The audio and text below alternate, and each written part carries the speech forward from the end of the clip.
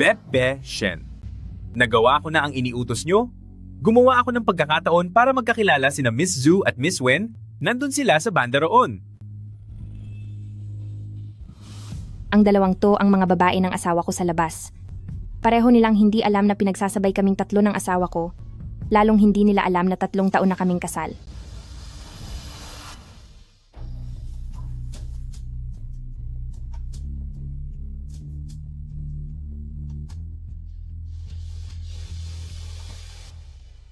Kumusta kayo? Ako ang may-ari ng Unit 601 sa Building A. Ako si Shen Qingran. Kumusta? Ako naman si Wen Feifei.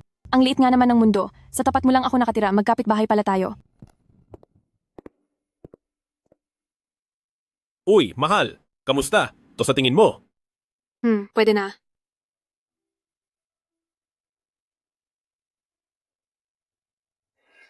Kumusta? Ako si Zuba Uli.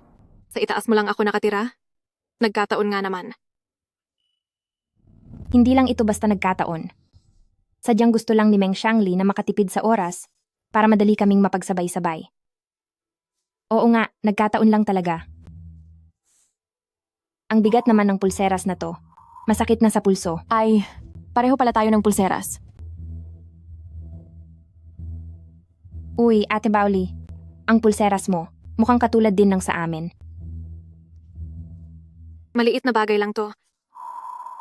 Ang tindi talaga ng pagkakataon nating tatlo. Itong sa akin, bigay to sa akin ng boyfriend ko. Paano naman sa inyo? Kanino galing yan? Galing sa asawa ko, regalo para sa aming pangatlong wedding anniversary. Kay Ate Bauli naman, Galing sa isang manliligaw.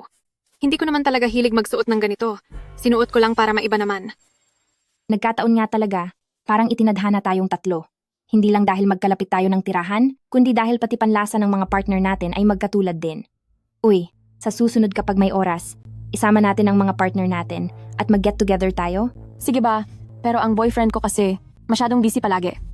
Ganyan naman talaga ang mga lalaki. Normal lang na maging busy sila. Dahil libre naman tayong lahat ngayon, bakit di natin tawagan ang mga partner natin at tingnan kung makakapunta sila ngayon? Sige, game ako dyan.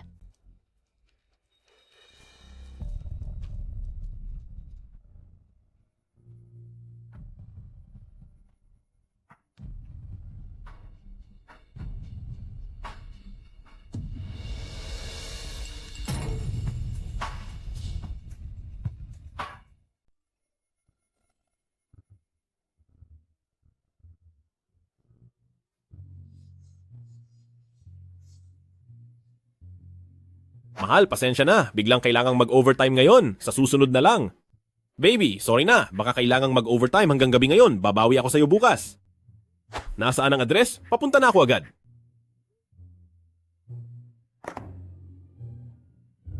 Mahal kita. Murang emosyon. Sa mata ng mga taong tulad ni Meng Xiangli, walang kwenta yan. Maliban sa sarili niyang career at interes. Ang dalawang project person ay nasa ibaba lang namin. Pumunta ka na rito agad.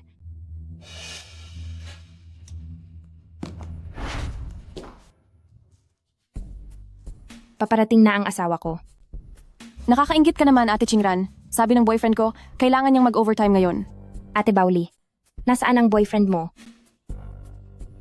Hindi siya mahalaga. Tayo na lang ang mag-enjoy. Halika.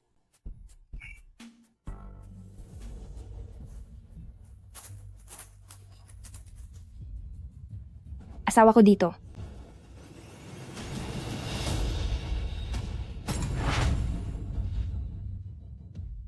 Asawa ko.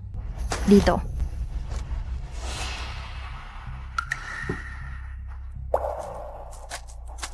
Asawa ko, nandito ka na pala. May kakilala akong 2 kaibigan. Isasama kita para makilala sila. Ang mga mamumuhunan, darating sila mamaya. Ngayong araw medyo masama ang pakiramdam ko. Tungkol sa puhunan, pag-usapan na lang natin sa ibang araw. Ang boyfriend ni Ate Qingran, bakit aalis na agad pagkarating pa lang? Baka naman, ayaw niya tayong makita. Ang asawa ko, medyo masama ang pakiramdam ngayong araw, kaya baka hindi muna siya makasama sa ating pagtitipon. Bebe, Shen, ano bang trabaho ng asawa mo? Parang nakita ko na, siya dati pamilyar siya sa akin. Siya ba? Sa real estate financing siya. Nabalitaan ko na dati kang may jewelry company. Miss Zhu, nag-invest din siya sa negosyo ng alahas. Kung pamilyar man siya, siguro ay nagkita na kayo.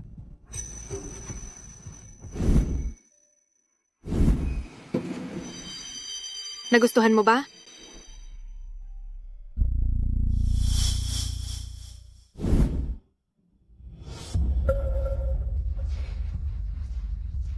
Meng Shangli, ang inihanda kong laro para sa iyo.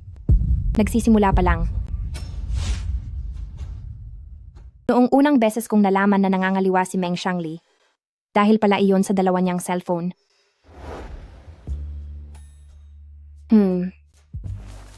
Nasaan ang cellphone ko?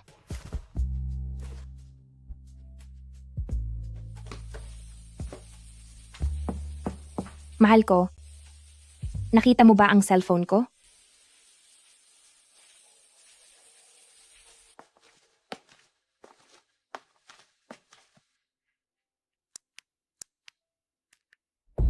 Teka, mali ito. Binuksan ko lang ito kahapon. Bakit naging mali ang password?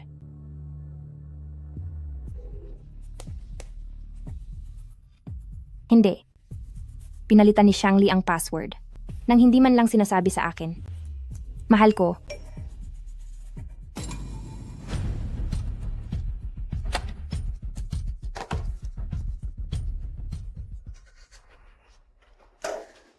Kumalma ka. Kumalma ka. Kailangan mong kumalma.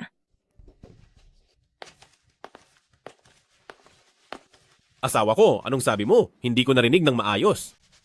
Wala lang. Gusto ko lang itanong. Lalabas ka rin ba? Mamayang gabi para mag-exercise?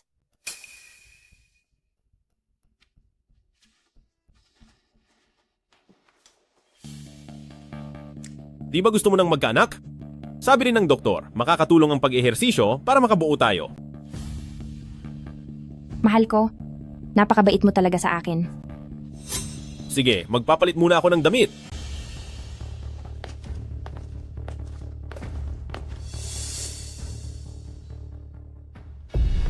Ang pinakamabilis na paraan para tumanda ang isang babae ay hindi ang pagiging isang ina, kundi ang tanggapin ang pagtataksil ng taong mahal niya.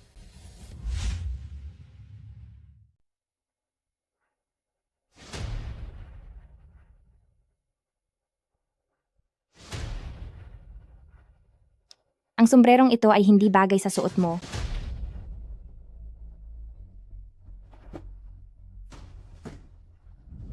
Ito ang mas bagay.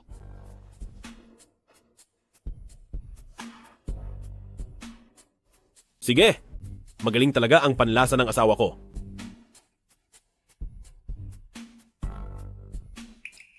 Magluluto na ako. Sige.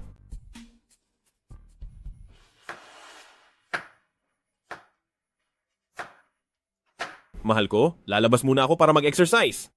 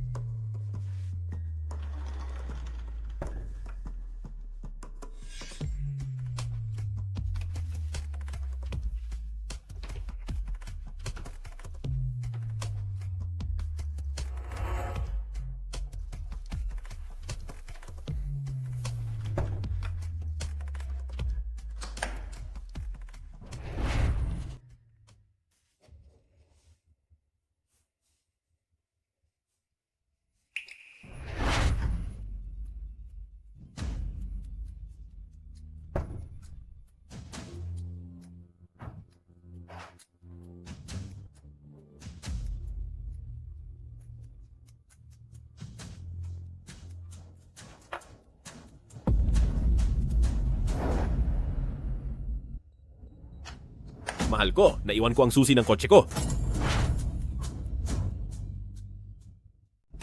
Mahal, naiwan ko ang susi ng kotse ko. Ang ulyanin mo talaga. Siyempre, hindi kaya ng bahay na to na wala ka. Aalis na ako. Mag-iingat ka sa daan.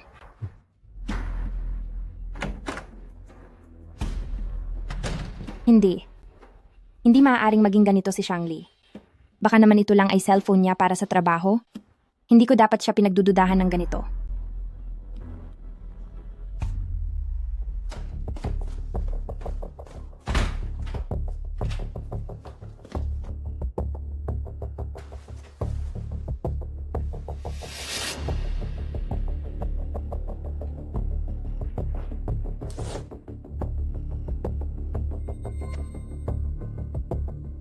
Ito. Hindi ito ang pabangong ginagamit ko ngayon.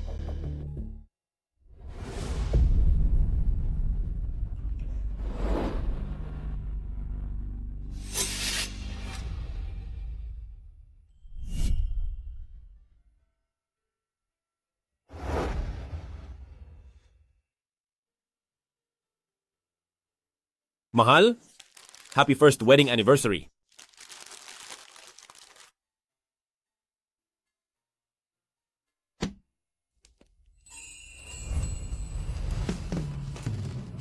Salamat dahil pinili mo ako at handang makasama ako habang buhay.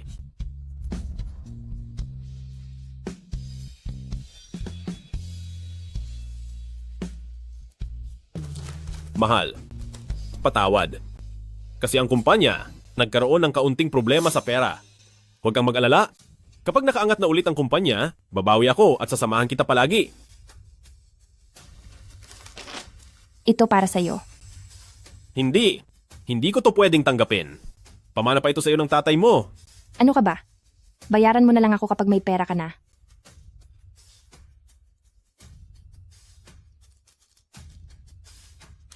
Mahal. Salamat. Huwag mo nang isipin yon. Mag-asawa na tayo. Ang akin ay sa iyo rin. Karangalan ko na. Suportahan ako ng asawa ko.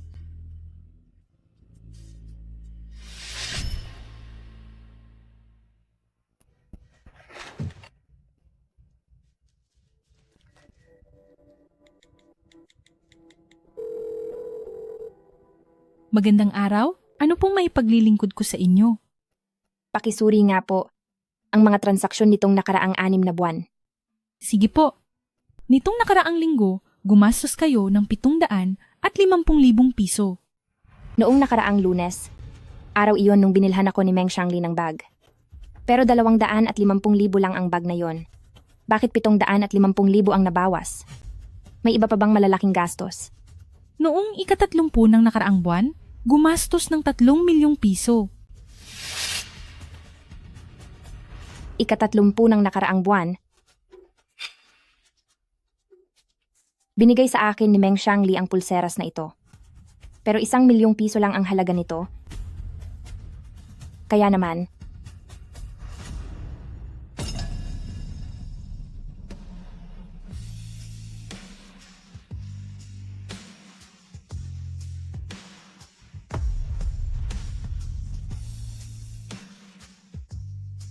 ang pagmamahal pala ng asawa ko, hindi lang pala para sa akin.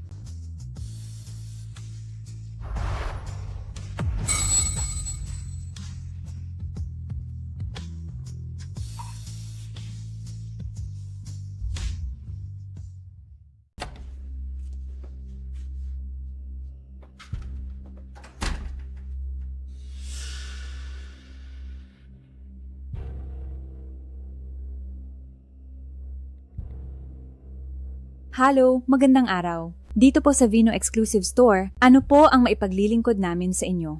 Magandang araw. Ako ang sekretarya ni Ginoong Meng. Yung 3 spring bag noong nakaraan, sa inyo ba in-order yon? Hindi ba sa inyo yon? Baka nagkamali lang ako ng alaala. Maganda ang kalidad ng mga bag. Balak ng amo ko na mag-order pa ng 3. Kung hindi pala sa inyo, magtatanong na lang ako sa iba. Sa amin po yun. Sa amin po talaga yon. Noong nakaraang linggo, nag-order si Ginoong Ming sa amin ng 3 bagong disenyo para sa spring. May mga bago po kaming labas ngayon. Itatanong ko lang kung ipapadala pa rin ba sa 3 datihang lugar? Oo. May isang lumipat na. I-send mo ang address dito. I-edit ko lang, saka nyo na ipadala. Sige po.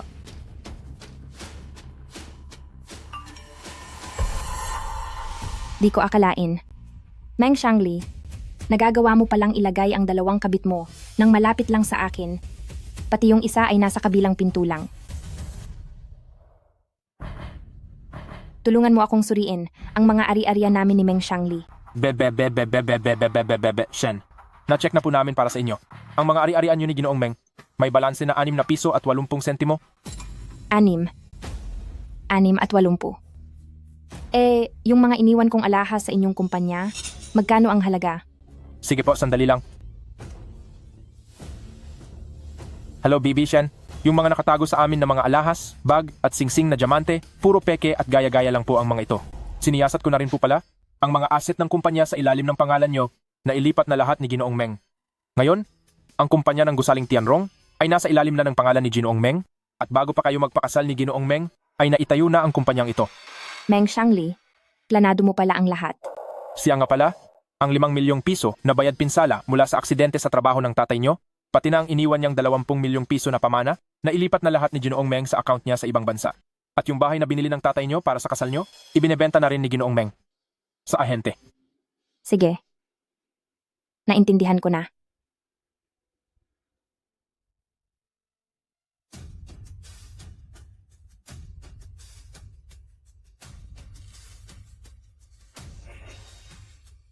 Meng Xiangli, noong wala ka pang kahit ano, ako ang sumama sa iyo. Ngayon, nagagawa mo pang kunin ang lahat sa akin.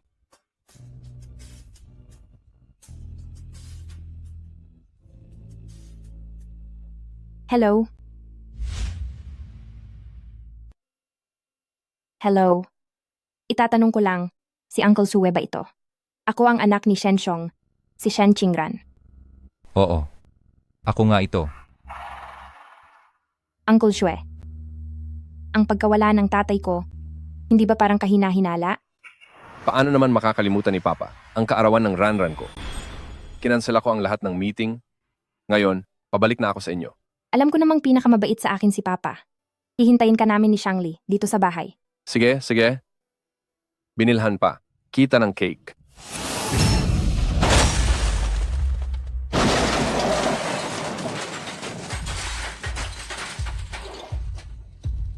Papa. Papa. Papa, anong nangyari sa'yo?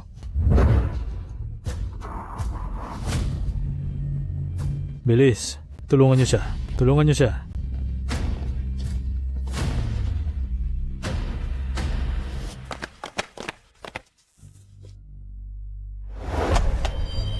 Asawa ko.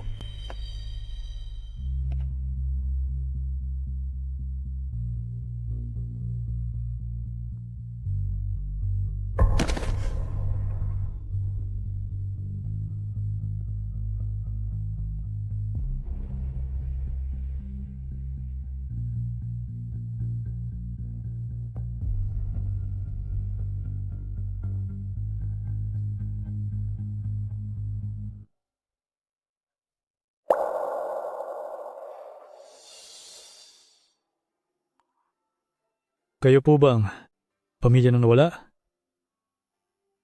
Pakipirmahan po ito para makuha ng katawan niya. Hindi ba? Ikaw, hindi ka ba doktor? Iligtas mo ang tatay ko. Sa pamilya ng pasyente, ginawa na namin ang lahat. Nakikiramay po kami.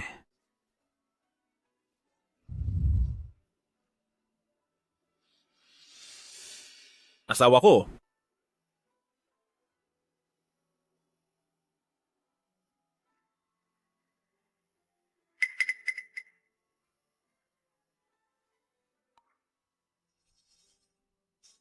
Nakikiramay po ako. Papa, uuwi na tayo.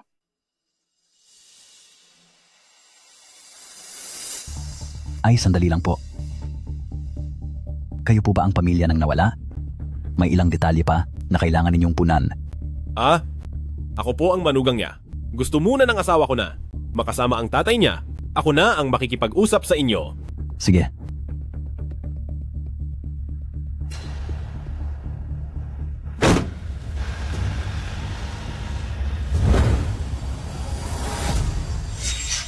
Matagal ko nang hinihintay ang sasabihin mong yan.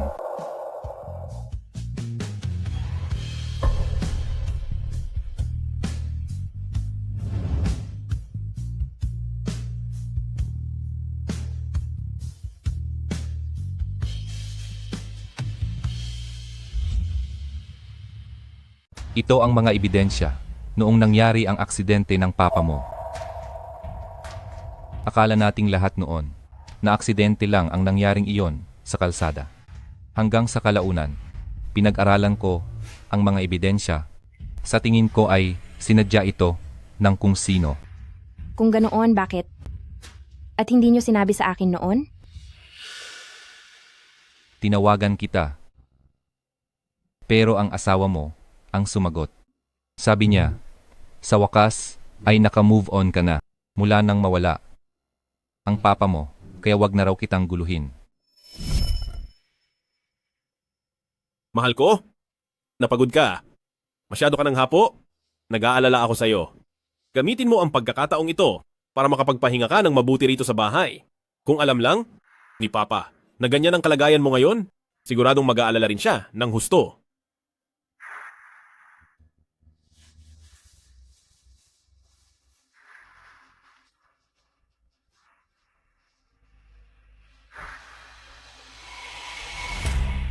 Dahil dito, ang lahat ng ari-arian ng pamilyang Shen ay sa akin na. Ang lahat pala ng nangyari ay matagal mo nang pinlano, Meng Shangli. Uncle Shue, alam ko na kung sino ang may gawa nito. Meng Shangli. Sa ngayon, ang lahat ng ito ay mga hinala pa lang natin. Sa mga ito lang, hindi pa sapat para ang bastos na yan ay maparusahan ng husto. Kailangan nating ipakita ang tunay niyang kulay, mangolekta ng higit pang mga ebidensya para tuluyan siyang mapanagot sa batas. Ganto na lang, babalik ako para tignan uli ang CCTV. Baka sakaling may makita pang bagong clue. Uncle Shue, pwede mo bang padalhan ako ng kopya ng CCTV? Sige, isend ko sa'yo pagbalik ko. Meng Shangli, papanagutin kita sa lahat. Ate Bauli, Fei-Fei, dahil ang mga boyfriend nyo ay busy ngayong araw, ano kaya kung sa bahay na lang kayo maghapunan? Total malapit lang naman ang mga bahay natin. Sige ba? Salamat sa imbitasyon.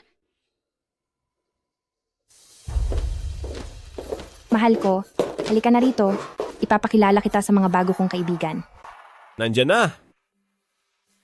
Halikayo, upo kayo. Mahal ko,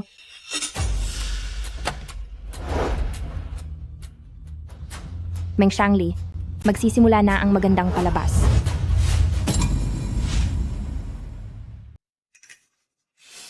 Qingran, bakit dito sa bahay niyo ay wala akong nakitang wedding photo niyo ng asawa mo? Medyo luma na ang mga larawang yon. Pinaayos ko kay auntie sa shop. Bakit? Gusto bang makita ni Ate Bauli? Sige, papakuha ko na lang. Hindi. Nagtanong lang naman ako. Ate Qingran, may problema ba ang asawa mo? Nakita ko lang na isinara niya ulit ang pinto. Kung may gagawin siya ay babalik na lang kami sa ibang araw. Ganoon ba? Maupo muna kayo. Papasok muna ako para tignan.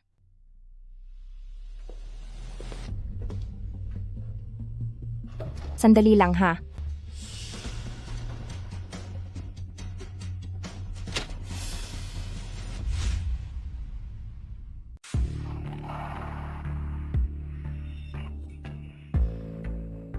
Asawa ko, anong nangyari? Di ka ba masarap ang pakiramdam? Dadalhin kita sa ospital. Wag na. Ano lang to? Medyo sinisipon. Siguro nilalagnat din. Itutulog ko lang to at gagaling din ako. Sige, humiga ka muna. Uy. Mahal ko? Sa labas? Sino ba? Yung mga taong yon? Paano kayo nagkakilala? Sila ba? Sasabihin ko sa'yo, kaming tatlo, nagkataon lang talaga. Yung isa kong kaibigan, nakatira lang sa kabilang bahay. Ate Bauli, nakatira siya sa kabilang gusali. At saka, pare-pareho rin ang panlasa ng mga asawa naming tatlo. Noong wedding anniversary, Yung bag na binigay mo sa akin, binilhan din sila ng mga boyfriend nila ng ganun.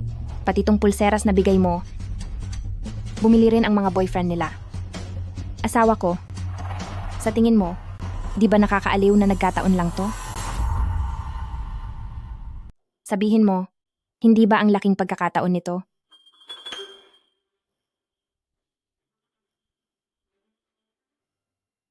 Iniisip mo ba na ang regalong binigay ko ay masyadong ordinaryo? Huwag kang mag-alala. Pagbalik ko, siguradong gagawa ako ng espesyal na para sa'yo. Isang regalong tanging sa'yo lang. Hindi naman. Ano mang galing sa asawa ko. Gusto ko lahat yon. Kaya lang, sa tingin ko, ang mga nobyo nila ay napakamaalalahanin din kasing galing din ng asawa ko. Pagaling ka muna, pagkatapos ay magsama-sama tayong tatlong pamilya. Naniniwala ako na ikaw at ang mga nobyo nila ay tiyak na maraming mapag-uusapan. Saka na muna, masyadong abala sa kumpanya kamakailan. Sige, kapag hindi ka na abala, tsaka ako na sila yayayain.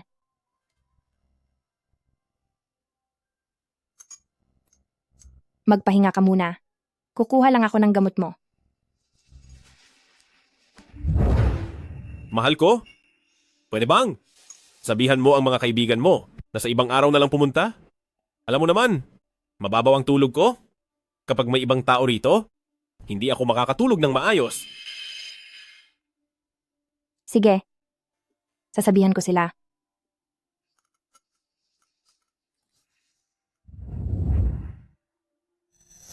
Tatlo. Dalawa. Isa. Miss Zhu, welcome sa laro.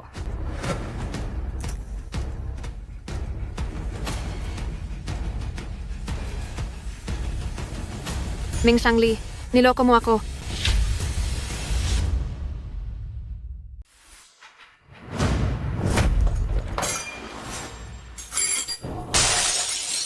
Pasensya na, Chingran. Nadulas lang ang kamay ko. Ayos lang, baso lang naman yan. Sa susunod, magpapagawa na lang ako sa asawa ko ng bago para sa akin. Xiaofang, napakabait naman pala ng asawa mo sa'yo. Oo nga, mabait talaga siya sa akin. Sigurado naman ako na ang boyfriend ni Ate Baoli ay mabait din sa'yo. Ate Chingran, nasaan ang asawa mo? Bakit hindi siya lumalabas? May sinat kasi siya, kailangan ko siyang alagaan, kaya para sa araw na ito, hindi ko na muna kayo mapapakain dito. Pasensya na talaga. Ayos lang. Mas mahalaga ang pamilya. Sige, hindi na kami mang-aabala. Sa uulitin na lang.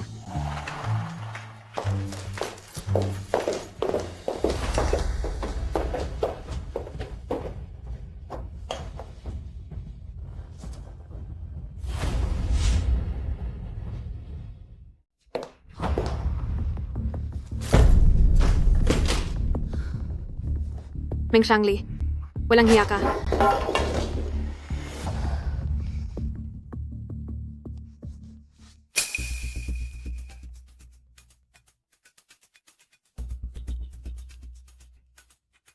Hello, Kuya Wei. Ate Lee, di ko alam kung kumpleto na ang pera. Sa makalawa na ang huling deadline, kailangang makita ko ang 5 milyong interest. Kapag di ka nakabayad, huwag mo akong sisisihin, Ate Lee, kung wala na akong konsiderasyon. Wang Wei, bakit di ka na lang magnakaw? Isang buwan pa lang ang nakalipas, paanong naging 5 milyon na ang interest? Kung wala kang pera, ayos lang. Ang anak mo ay naipatransfer ko na sa ibang ospital. Malaki rin ang kikitain sa mga donor ngayon. Hindi ko mamasamain na gamitin siya para pambayad sa utang mo. Wang Wei, hayop ka talaga. Kapag nakita ko na ang pera, saka lang namin siya pakakawalan. Bahala ka na sa buhay mo, Ate Lee. Ano ba talagang balak mong gawin sa anak ko? Hello? Hello?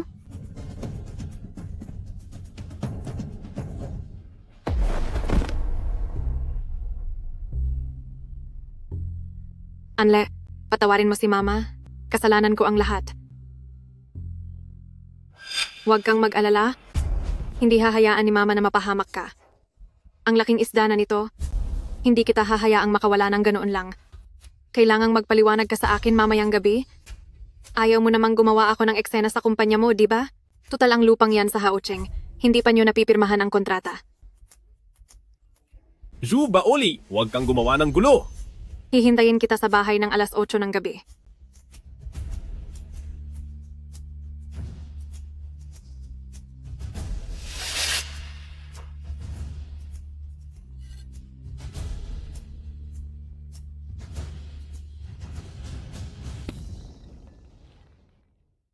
Kung iniisip mong lalaki ang magsisilbing sandigan mo habang buhay, nagkakamali ka. Ang mga lalaki, habang buhay na sakit sa ulo yan, dapat mo lang silang gamitin ng tama tapos ay itapon na parang basura.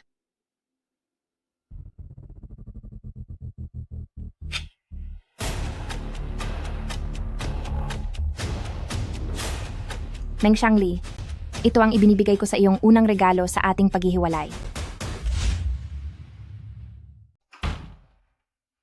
Mahal ko, sa opisina, mayroong kailangang dokumento na dapat kong asikasuhin agad. Magpahinga ka na ng maaga, huwag mo na akong hintayin. Ipinagluto pa naman kita ng lugaw. Di mo ba muna iinumin bago umalis? Di na aabot sa oras, iinumin ko na lang pagbalik ko. Mukhang napaka-importanting dokumento niyan na kailangan mo pang pumunta kahit ganitong gabi na. 2 minuto na lang ang natitira. Pasensya na mahal ko, bukas na lang tayo sabay kumain. Sige, mag-iingat ka, asawa ko.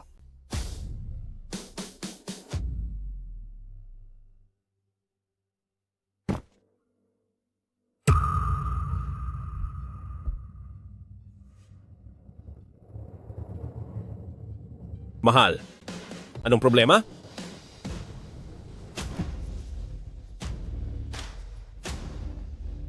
Meng Xiangli, larong tagu-taguan. Sana ay samahan mo akong tapusin ito.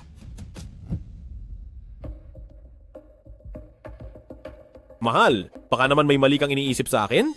Maling isip? Meng Xiangli, ang galing mo talagang umarte. Anong arte ang sinasabi mo? Kulang pa ba? Ang pagiging tapat ko sa'yo? Tapat?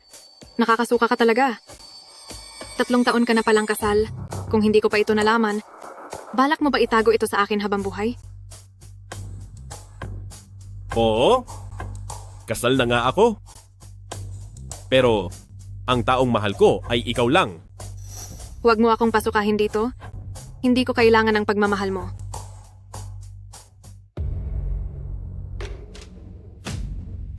Masyado pang mapait. Kailangang dagdagan ng kaunting excitement.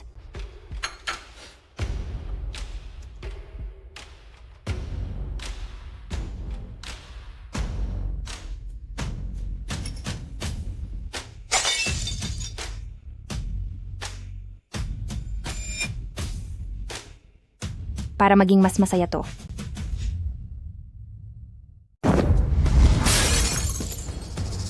Padalhan mo agad ako ng 5 milyong piso. Kung hindi ay manggugulo ako sa kumpanya mo. Sa oras na yon, ang imahe mo bilang mabuting asawa ay tuluyang masisira. Tingnan natin kung sino pa ang makikipagtulungan sa'yo. Zuba Oli, akala mo ba ay matatakot mo ako? Sino ba ang dahilan kung bakit naging bise-presidente ka ng kumpanya ng alahas na ito? Ikaw na bise-presidente ng kumpanya?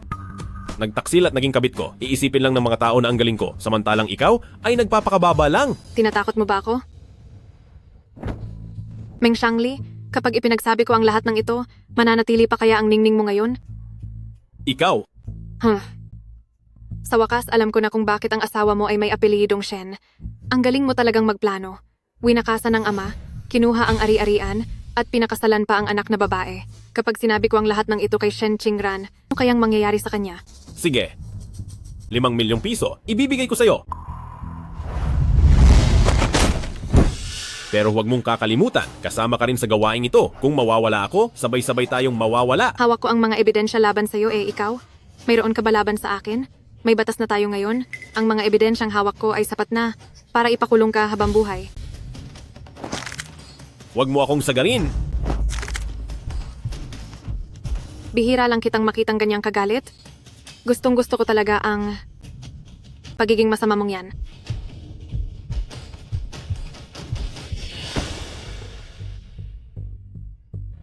Pa, huwag kang mag-alala.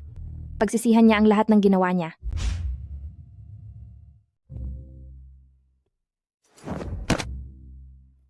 Buisit.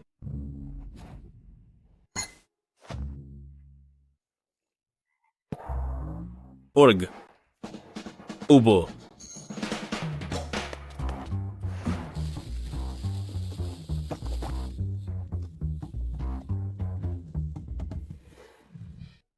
Uncle Shue, pwede mo ba akong tulungang suriin ang sitwasyong pinansyal ni Zhu Baoli? Padalhan mo ako agad ng 5 milyong piso.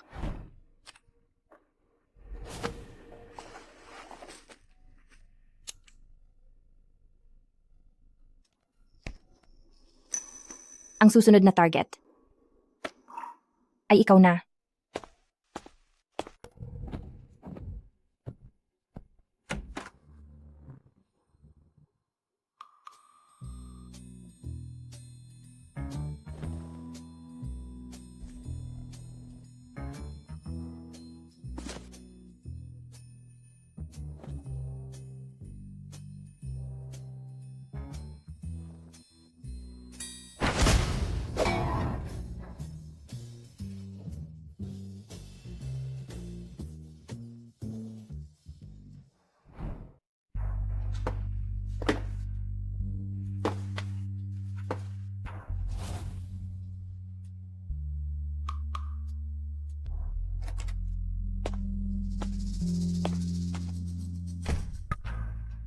Nakalagay na ang tracker.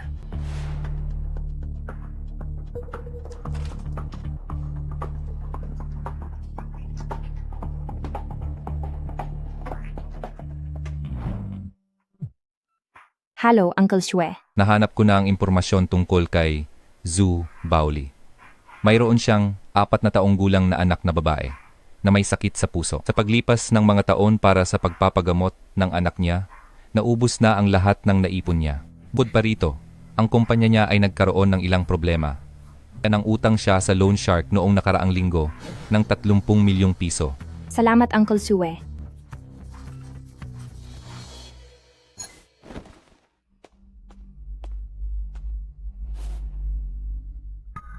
Nilapitan niya si Meng Xiangli. May layunin nga siya. Mas magiging masaya ito.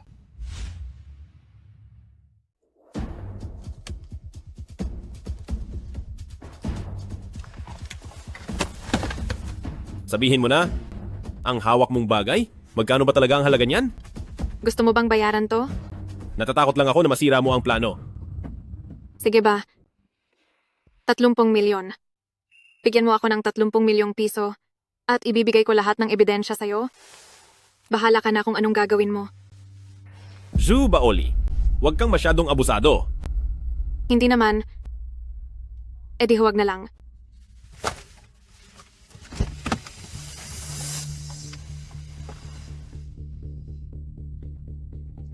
Pinilit mo ako rito.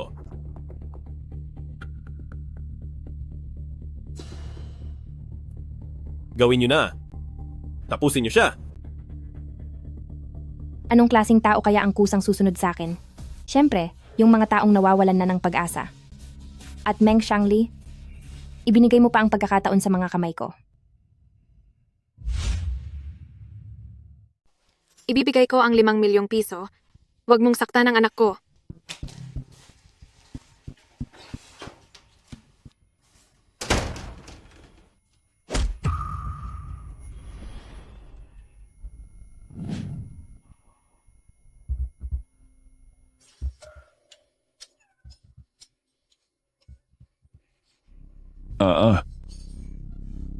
Huwag kang umiyak. Huwag kang umiyak. Napakaganda ng mukhang ito. Sayang naman, may gustong magpaalis sa'yo. Mabilis lang to. Malapit ka nang mawala sa mundong ito. Pero ayos lang. Bago ka tuluyang mawala, sisiguraduhin kong mapapahirapan muna kita.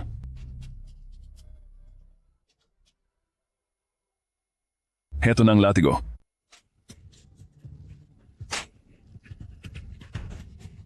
Masaya ba? Mahal ko? Bakit ka umiiyak? Huwag ka nang umiyak.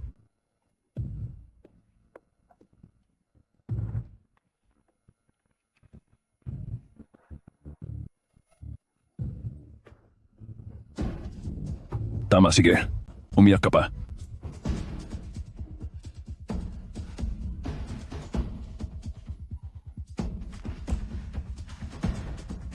Mama! Mama, nasaan ka?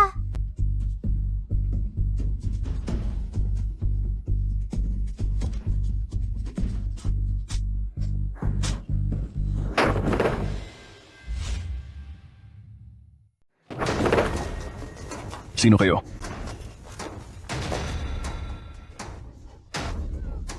Nasaan si Lele? Saan mo dinala si Lele? Ligtas si Anle. Nasaan si Anle? Mama!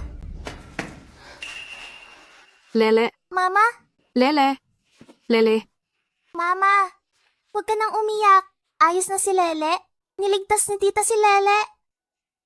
Lele, pasensya na. Hindi ka na protektahan ni Mama ng maayos. Patawad, patawad. Mama, huwag ka nang umiyak. Ayos lang ako. Shen Qingran, alam kong alam mo na ang tungkol sa amin ni Meng Xiangli. Sabihin mo na, ano ba talagang gusto mong ipagawa sa akin? Gusto mo ba akong lumayo sa kanya? O may iba ka pang gustong ipagawa?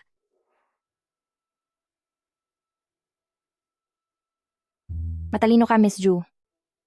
Kaya hindi na ako magpapaligoy-ligoy pa. Pero, may isang bagay na sana ay hindi mo ikamali ng akala ang pagkakakuha sa inyo ni Anle ay hindi ko gawa. Kung hindi ikaw, sino pa ba? Sa tingin mo, sino kaya? Mama, Meng Xiangli, napakasama ng loob mo. May mga taong mukhang kaibigan, pero kaaway pala. May mga taong mukhang kaaway, pero kaibigan pala. Miss Zhu, alam kong hindi mo mahal si Meng Xiangli. Kasama mo lang siya para lang kumuha ng pera para sa pagpapagamot ni Anle. Imbestigado mo ba ako? Kung kaya ko ngang malaman ang lahat, sa tingin mo ba si Meng Xiangli ay walang alam? Kung hindi, bakit niya iisiping pati anak mo ay uubusin niya? Sabihin mo na, nailigtas mo kami ni Lele mula sa mga kamay ni Meng Xiangli. Siguradong hindi lang ito dahil mabuti ka, di ba? Matalino ka talaga, Miss Ju. Gusto kong nakikipag-usap sa matatalinong tao.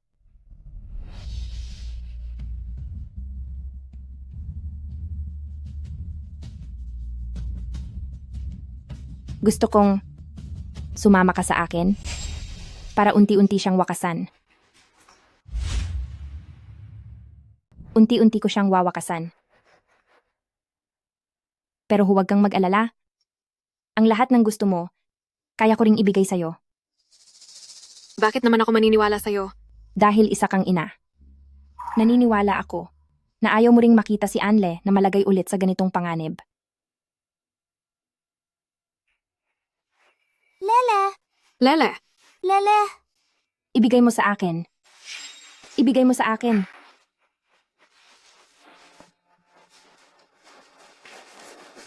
Tumawag kayo ng ambulansya. Lele. Lele. Magbayad muna ang pamilya sa counter. Pasensya na, doktor. Tatawag lang ako saglit.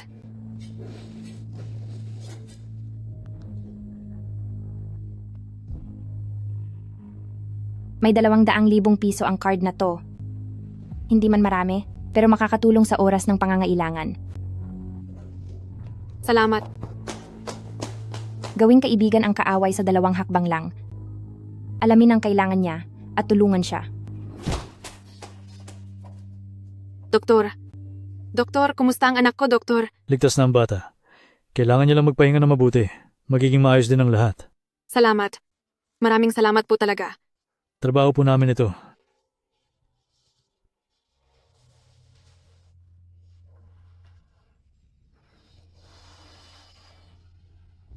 Pumapayag na ako sa alok mo.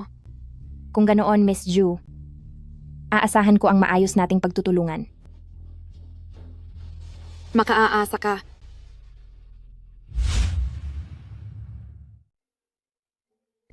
Hello? Bibi, Shen, handa na ang lahat. Sige, kilos na. Anong kilos? Tara, may ipakikita akong magandang palabas sa'yo.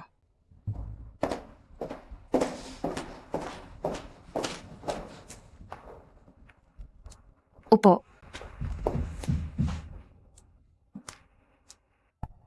Ito. Ito ba ang sinasabi mong magandang palabas? Ako kasi, yung tipong hindi nagpapatalo sa mga kaaway. Ngayon, magkasama na tayo sa laban na to. Salamat. Ang paghihiganti natin Nagsisimula pa lang. Maaari na kayong magsimula. Hoy! Utos ni Bep. Shen, naayusin mo na siya. Sige, sige. Hahaha. Bibi, Shen, huwag kayong mag-alala. Gagalingan ko talaga. Ang taong to, pahihirapan ko siya ng husto.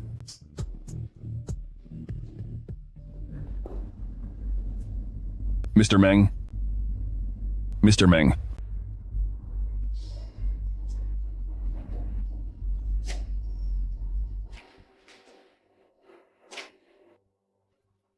Chen Fengzi, anong ginagawa mo? Di ba ang sabi ko sa'yo, itumba mo ang babaeng si Zhu Baoli? Bakit mo ako itinali? Nababaliw ka na ba? Pasensya na talaga, Mr. Meng. Alam niyo naman kung anong klaseng tao ako. Isa lang naman akong mukhang pera. At ngayon, may nagbayad sa akin ng malaki para turuan ka ng leksyon. Sa tingin mo, anong dapat kong gawin? Ano ba dapat ang gawin ko sa iyo? Mr. Meng? Tingnan mo. Itong mga abs mo, kapag hinampas ko to, siguradong masakit to. Kapag itong mga abs mo ay nasugatan at nabugbog ng husto, maibabalik mo pa kaya to? Ha? Chen Fengzi, binabalaan kita? Oras na saktan mo ako? Magbabayad ka sa gagawin mo. Ay, Mr. Meng, ang alam ko lang, kapag hindi kita sinaktan, ako ang malalagot at mapaparusahan ng matindi. Alam mo ba yon?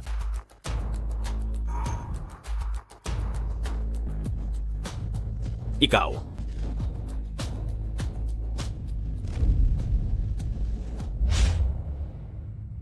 Gintay ka lang, tinitiyak ko sa'yo na pagbabayarin kita ng husto.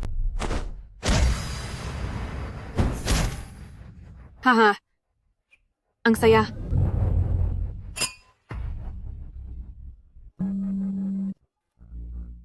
Dalawang mga binibini? Ang palabas ngayong araw, nasiyahan ba kayo sa napanood nyo? Napakahusay. Ayos, mabuti naman. Mabuti kung nasiyahan kayo. Paano naman yung bayad ko? Oo, nakita ko na. Kunin mo ang card na yan at habang buhay kang mawala sa paningin ko. Sige po.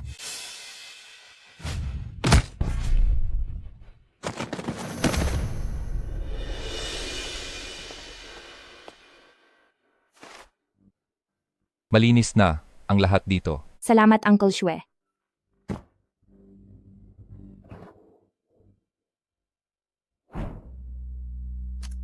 Buti na lang at nasa panig mo ako. Kundi sa paraan ng paghiganti mo, tiyak na magsisisi ako. Dahil sa akin, hindi ko pinapalampas ang atraso ng iba.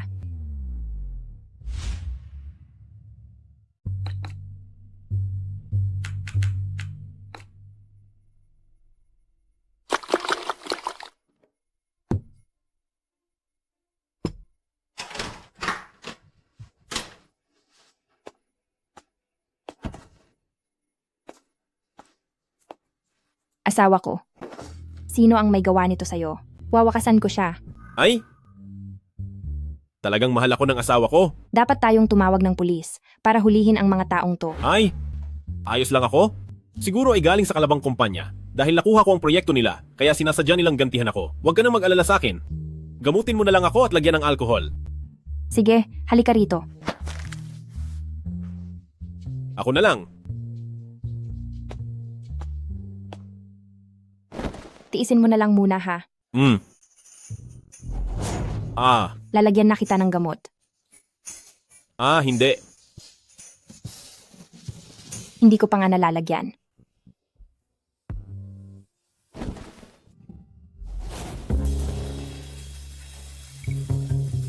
Ayos na.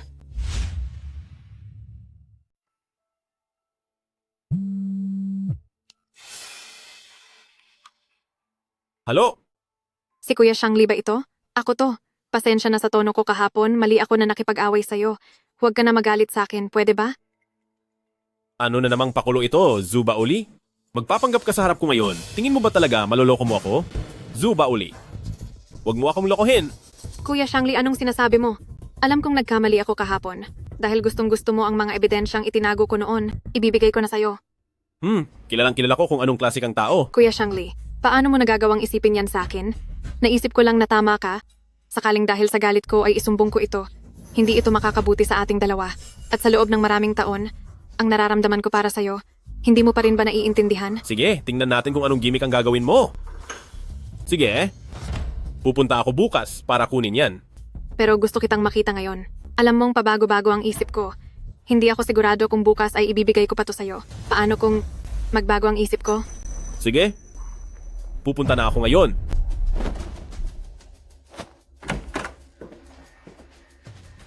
Mahal ko, bakit ka bumabangon? Magpahinga ka lang. Kailangan kong pumunta sa opisina. May kailangan akong asikasuhin na urgent. Ako na lang ang pupunta para sa'yo. Wag na. Ang bagay na ito, kailangan ako mismo ang pumunta. Sige, mag-ingat ka, mahal ko.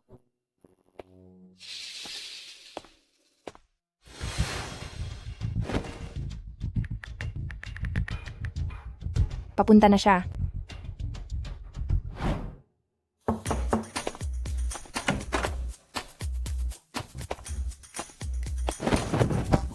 Nandito ka na, Shangli. Bakit ka umiiyak? Dahil ba sa sobrang pangungulila sa akin? Ang bait mo talaga. Shangli, alam kong pinakasalan mo ang anak ni Shenxiong para pagtakpan ang katotohanan noon.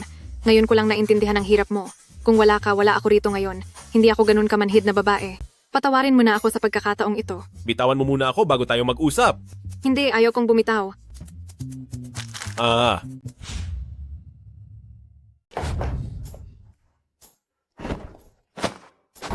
Shangli, bakit ka nasaktan? Sinong gumawa nito? Iyon bang si Shen Qingran na bruhang iyon ang nananakit sa iyo? Hindi mo ba talaga alam o nagkukunwari ka lang kung saan nanggaling ang mga sugat ko? Pinagdududahan mo ba ako? Paano mangyayari iyon? Kung alam ko lang kung sinong nanakit sa iyo, sisiguraduhin kong pagbabayarin ko siya ng husto. Hindi kaya. Totoong hindi siya ang may gawa. Tara.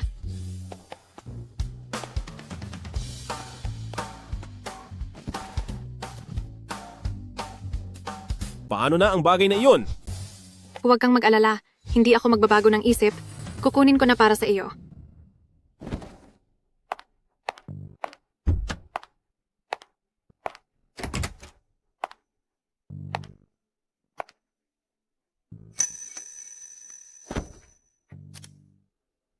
Qingran, kailangan ba talaga nating ibigay?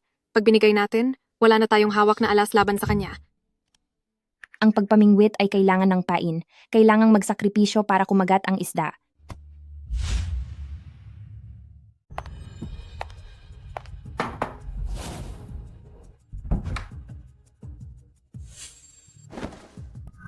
Ito ang pinakagusto mong makuha. Mahal ko, huwag kang mag-alala. Kapag naayos ko na ang lahat, gagawin kitang Mrs. Meng. Totoo ba ang sinasabi mo? Siyempre naman. Mukhang namali lang ako nang hinala kay Zuba Oli. Kung ganoon, sino ang nag-utos kay Chen Fengzi para parusahan ako?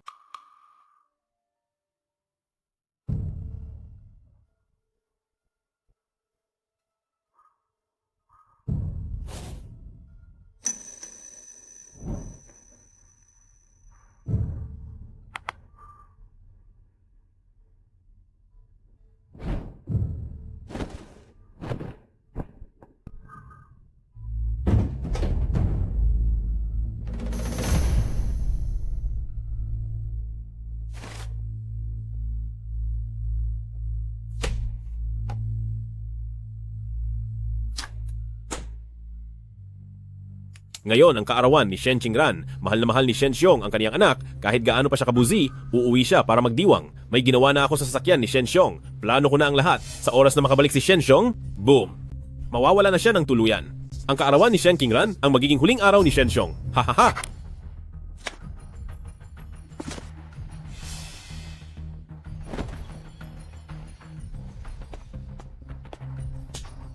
Sa pagkakataong ito, wala nang kahit ano ang makakapagpigil sa akin. Asawa ko.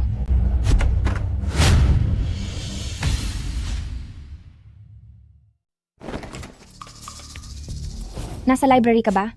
Bakit di ka sumasagot ng tinawag kita? Oh! May binabasa lang akong mga dokumento. Di kita narinig. Gabi na. Huwag mo na yang ituloy. Bumalik ka na at matulog. Tara na!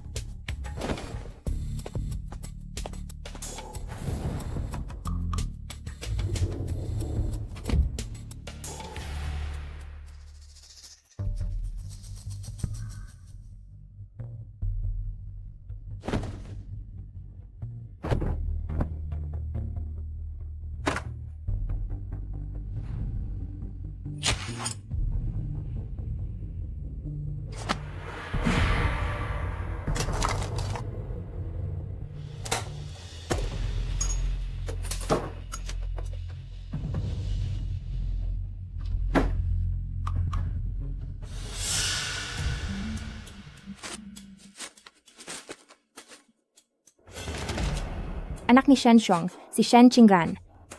Ang paboritong bulaklak ni Shen Qingran, lirio. Suot ni Shen Qingran ang graduation cap, Huaching University, Shen Xiong, napakabait ni Shen Group. Handa ka bang magpakasal sa akin? Kaya pala mula noong lumapit ka sa akin sa simula, plano mo na ang lahat ng ito, at ako. Kasangkapan mo lang para mapalapit sa tatay ko. Mahal ko.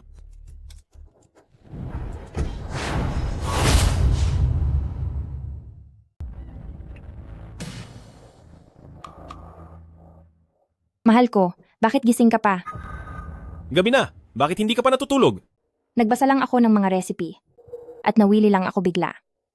Nga pala, anong gusto mong kainin bukas? Ikaw na ang bahala.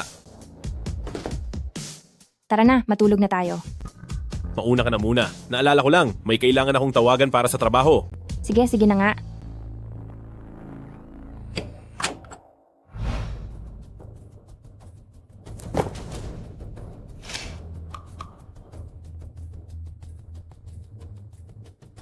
Meng Xiangli, pagbabayarin kita ng matindi. Bumaba na si Wen Feifei. Mahal ko, balak ko rin namang mag-shopping. Sasabay na akong bumaba sa iyo. Sa oras na ito, siguradong wala sa bahay si Wen Feifei. Tara na.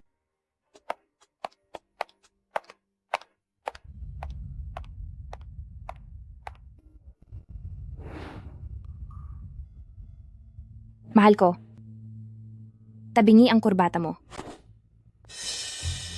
Asawa ko, wala na akong oras. Mauna na ako. Uy, wala ka ba talagang nakalimutan? Alis na ako.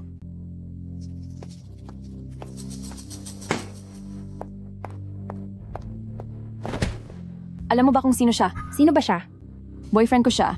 May asawa ka na, pero nakuha mo pang mangakit ng boyfriend ng iba. Isa kang kabit, masamang babae ka. Kung may isip ka lang kahit konti, hindi mo iisiping ako ang nangakit sa kanya. Hindi mo ba talaga napapansin na sinadya kong mapalapit sa iyo? Akala mo ba talaga magaling ang panlasa mo? Naisip mo ba kung bakit ang isang lalaking tila perpekto ay hinahayaan kang mag-isa gabi-gabi? At bakit puro napapako ang mga pangako niya? Miss Wen, hindi mo ba naisip ang ibang dahilan? Halimbawa, ang dahilan kung bakit hindi siya makatagal sa iyo ay dahil may pamilya na siya. Hindi. Sinabi niya napapakasalan niya ako. Bibigyan niya ako ng pamilya. Niloloko mo ako.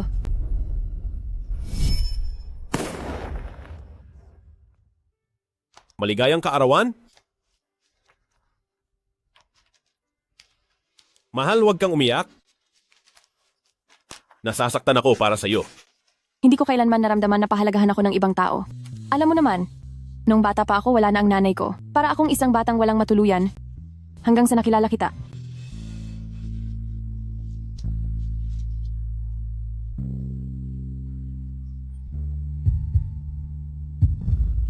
Huwag kang mag-alala. Mula ngayon talagang pahahalagahan kita. Aalagaan kita habang buhay. Bibigyan kita ng tahanan na para sa ating dalawa lang.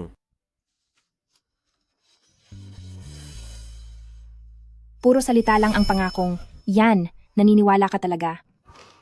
Miss Wen, napakabilis mo talagang maniwala. Tigilan mo ang panggugulo sa amin. Ikaw ang hadlang sa aming dalawa ni Kuya Meng, ikaw ang kabit. Miss Wen, dahil diyan, isasama kita para makita mo ang totoong pagkatao ni Meng Xiangli.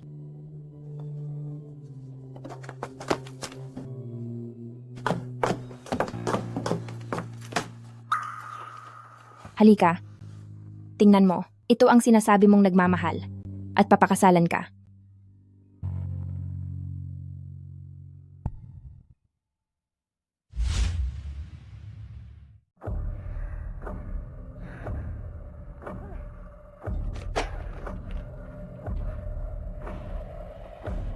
Buntis ka?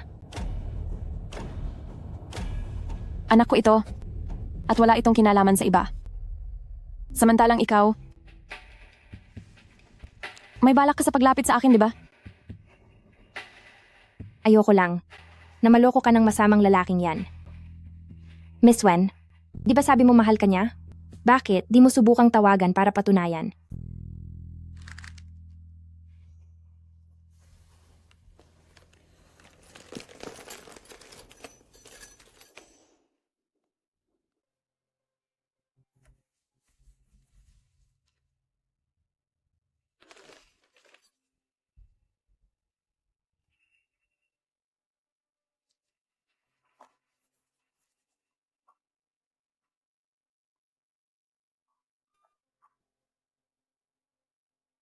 Halo?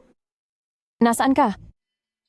Nasa opisina ako at nag-overtime, mahal ko. Pupuntahan kita mamaya, medyo abala lang ngayon. Sigurado kang nasa opisina ka?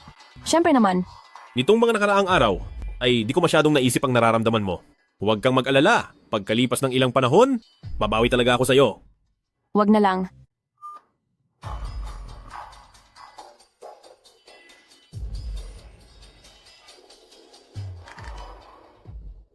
Magaling magpanggap ang mga tao. Huwag na huwag. Kang magpapadala sa panlabas na anyo.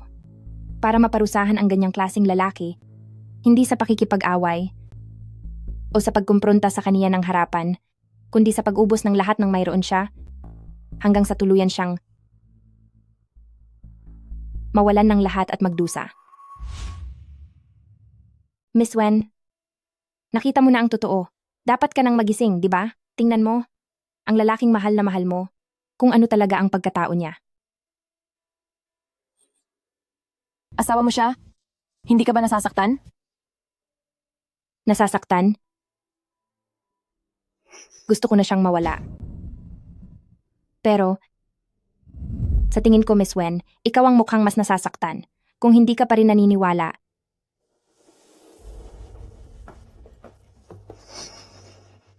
Bakit hindi mo subukan muli kung gaano ba katotoo si Meng Xiangli sa'yo? Ang mga bagay tungkol sa akin ay hindi mo na kailangang pakialaman.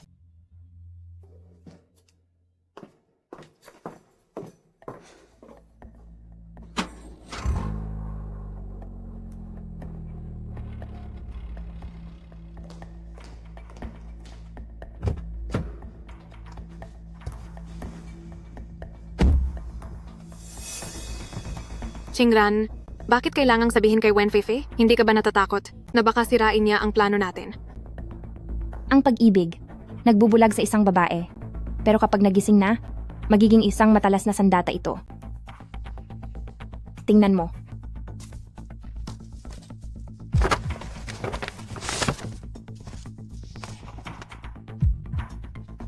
Siya pala ang anak ni Fu Group, ang kapatid ni Fu Jingyan. Kaya naman, kapag napasali natin siya, ang larong ito ay magdadala kay Meng Xiangli sa kawalan ng pag-asa.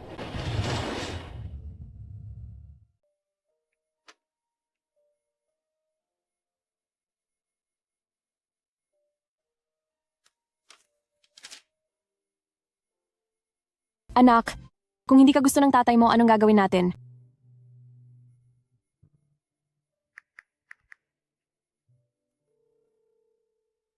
Mahal ko, anong nangyari? Pumunta ka rito ngayon? May kailangan akong sabihin.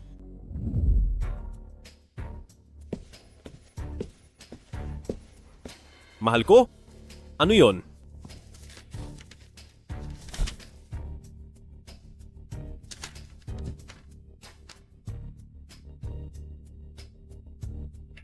Buntis ka ba? Oo.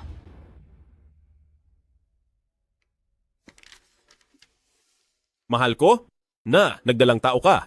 Siyempre ay masaya ako. Pero alam mo naman, ang kumpanya ko ngayon ay papaunlad pa lang. Natatakot ako na wala akong oras para sa iyo. Ang ibig mo bang sabihin ay alisin ko ang sanggol? Bata pa naman tayong dalawa. Kahit ilan pa ang gusto natin sa hinaharap ay ayos lang. Sige. Mag-isa kong palalakihin ang anak ko. Wala ka nang kinalaman sa amin. Umalis ka na. Ayaw na kitang makita pa.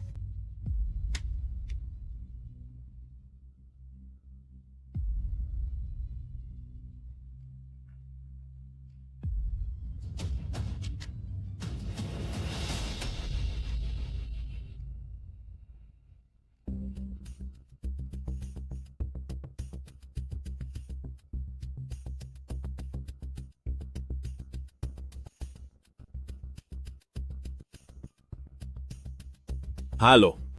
Halo, mahal ko. Ang estudyante ng tatay ko ay bumalik na galing ibang bansa. Gusto kanyang makita para pag-usapan ang tungkol sa investment. Kailan ka magkakaroon ng oras? Kahit kailan. Lagi akong may oras. Sige. Ako na ang bahalang mag-ayos. Sa harap ng malaking kita, Meng Xiangli, ano kaya ang pipiliin mo? Ang batang ito ay hindi dapat malaman ni Shen Qingran.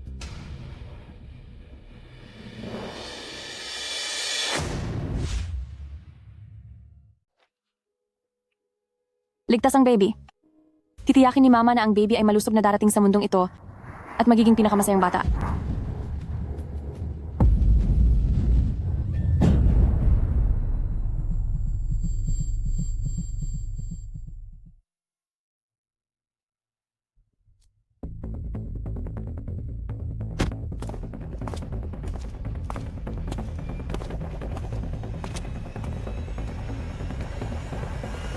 Nagmamakaawa ako sa'yo. Iligtas mo ang anak ko! Nagmamakaawa ako sa'yo.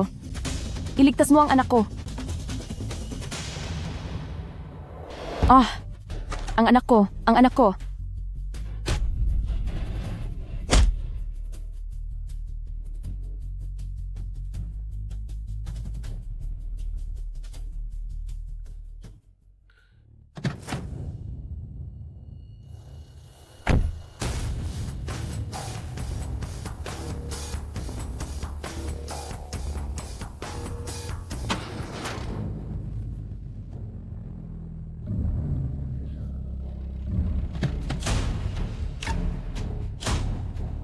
Tumawag kayo ng ambulansya. Bilis.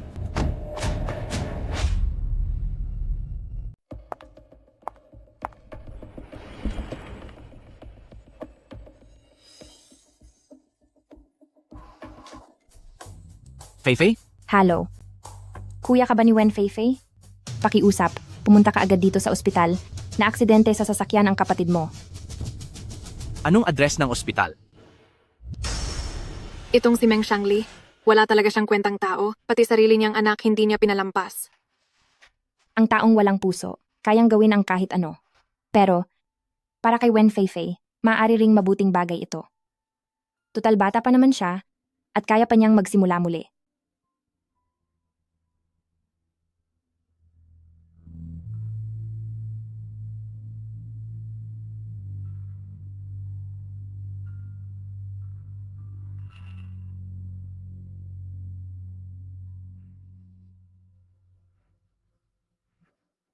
Nasaan ang anak ko? Nasaan ang anak ko?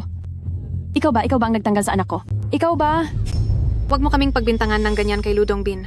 Kung hindi dahil sa amin, matagal ka nang nawala kasama ng anak mo. Tingnan mo nang mabuti. Ang totoong nagnanais na mawala ang anak mo ay ang mahal mong si Kuya Meng.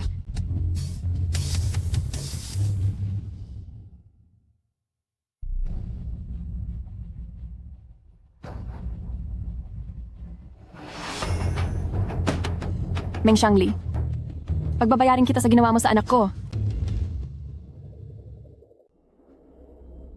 Di ba gusto mong turuan ng leksyon si Meng Xiangli? Sama ako.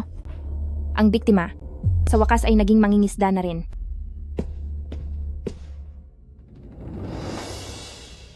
Sabihin mo kay kuya, sino ang gumawa nito sa'yo? Ano?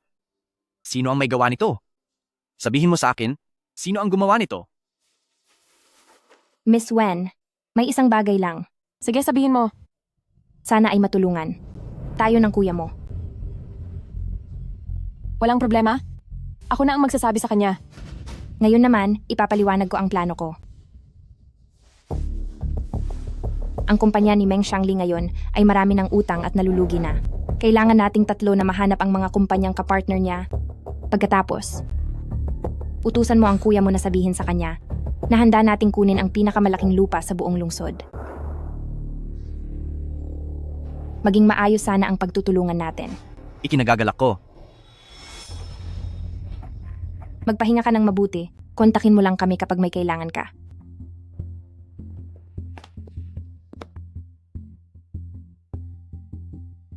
Isa ka talagang matapang at walang takot na babae. Nakakaaliw ka.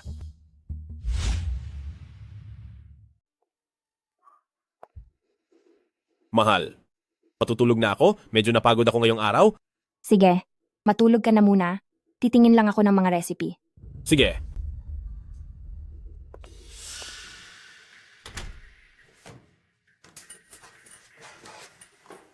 Meng Xiangli, ang matalas na sandata na ititira sa iyo ay hindi kailanman manggagaling sa kaaway, kundi sa taong malapit sa iyo, na unti-unti mong pinatatalas.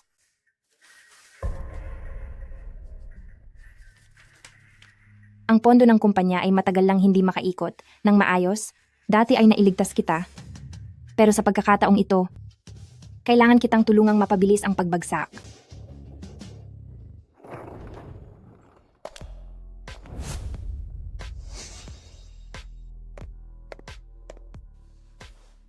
Kumusta po, Mr. William? Ako si Ellie na ipinadala ni Liteng Company para makipag-ugnayan sa inyo. Pasensya na po, Mr. William. Ang kumpanya po namin ay nagbabalak na ibigay ang lupa sa labas ng lungsod sa ibang kumpanya. Tungkol po rito, ang aming boss ay humihingi ng paumanhin. Kaya naman umaasa siya na anuman ang mangyari ay dapat ninyong singilin ang bayad sa paglabag sa kontrata. At saka, ang kumpanya namin. Wala kayong isang salita. Siguradong magsasampa kami ng kaso. Paano kung maayos ko kayo? Ang mga kumpanyang gaya ninyo na walang kredibilidad, huwag nyo nang asahang makikipagtulungan pa kami sa inyo.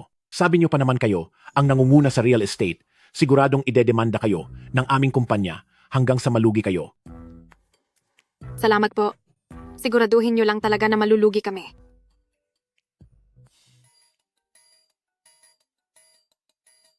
Napakadali lang nito.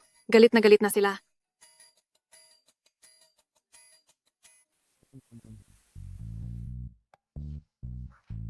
Ang makatrabaho ang Fu Group ay talagang matagal na naming inaasam. Babalik na ako agad para bawiin ang pakikipagtulungan sa proyektong iyon ni Liteng Company. Hihintayin na lang natin ang balita mula kay Mr. Chen.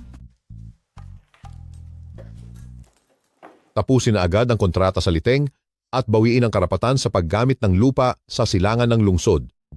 Salamat sa inyong pagtulong.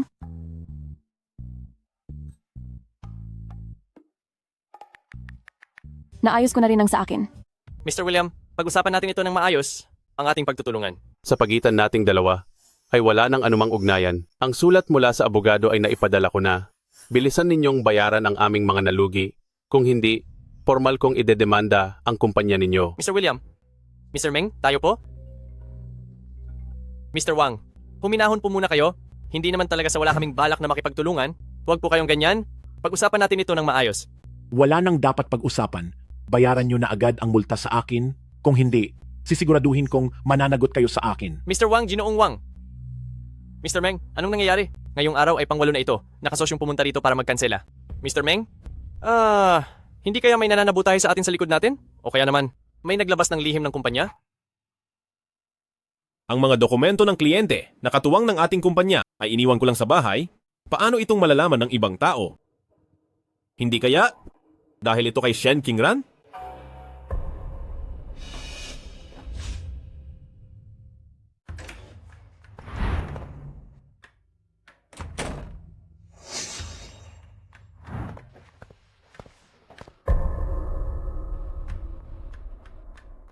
Ikaw ba talaga yan? Shen Qingran?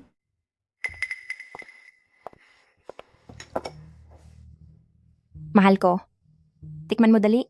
Masarap ba itong ginawa kong chicken soup? Mahal ko. Anong nangyari sa'yo? Masama ba ang pakiramdam mo? Pumasok ka ba sa study room ko? Oo. Pumasok ako para maglinis ng kwarto. Bakit? May nawawala ka ba? May ginalaw ka ba? Sa mga dokumento ko? Anong dokumento? Mula nung umuwi ako, hindi ko na kailanman hinawakan ang mga gamit na yan. Bakit? May nawawala ka lang, ako na agad ang sisisihin mo? Nag-overthink lang ba talaga ako? Dahil sa katapatan ni Shen Qingran sa akin, kung may nalaman man siya tungkol sa kumpanya, hindi siguro siya magiging ganito katahimik. Wala. Tinatanong ko lang naman. Meng Shangli, masyado ba kitang pinagbibigyan palagi? Nagagawa mo na akong pagdudahan ngayon? Asawa ko? Huwag ka nang magalit sa akin. Humihingi na ako ng tawad. Asawa ko. Sorry na. Ang asawa ko, siya ang pinakamabuting asawa sa mundo at siya rin ang pinakamaintindihing asawa. Patawarin mo na ako ngayon? Sige na? Patawarin ka? Oo naman. Sige. Inumin mo lahat itong niluto kong chicken soup. Iinumin ko. Chicken soup na luto ng asawa ko, dapat talagang inumin.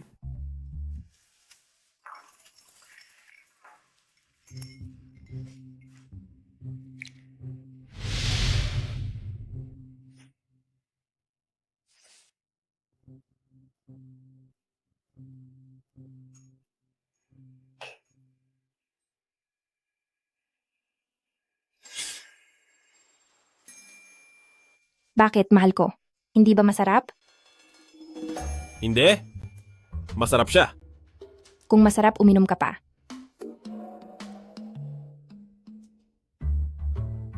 Lakihan mo ang lunok.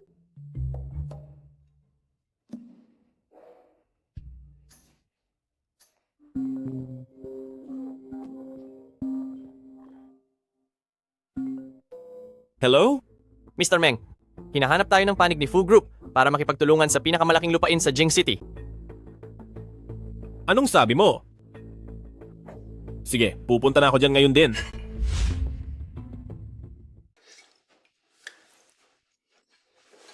Mahal, may kailangan lang asikasuhin sa opisina. Pupunta muna ako doon sandali. Sige.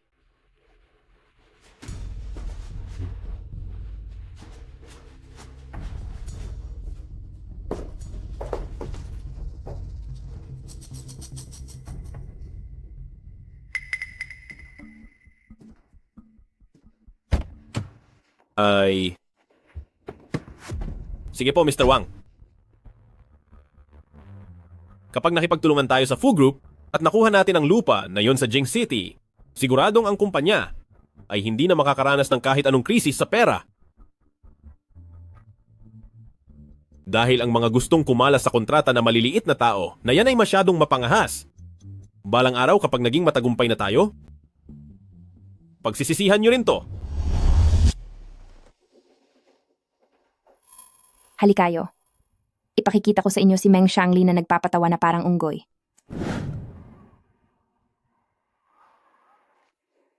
Ang makatrabaho ang Fu Group ay isa sa aming Liteng Group, pinakamalaking karangalan. Mr. Meng, pabor ba sa iyo ang lupang ito? Ito ang pinakamahalagang lupa sa buong Jing City. Paanong hindi ako magiging pabor dito? Pinapunta kita rito, Mr. Meng, para pag-usapan ang pag-invest sa pagpapaunlad ng lupang ito. Nabalitaan kong si Mr. Meng ang pinakamagaling pagdating sa real estate investment. Ay, hindi naman ako ang pinakamagaling. Pero nitong mga nakaraang taon, nakapag-invest nga ako sa ilang magagandang lupa. Kung ganoon, sa lupang ito, interesado ka ba? Siyempre naman. Pero hindi ko lang alam kung magkano kay Mr. Fu ang kailangang halaga para makasali sa investment. Para sa isang tulad ni Mr. Meng na eksperto sa pag-invest, ang puhunan para sa lupang ito ay siguradong hindi magiging mababa. Ang kailangang puhunan dito ay hindi bababa sa 100 milyong piso.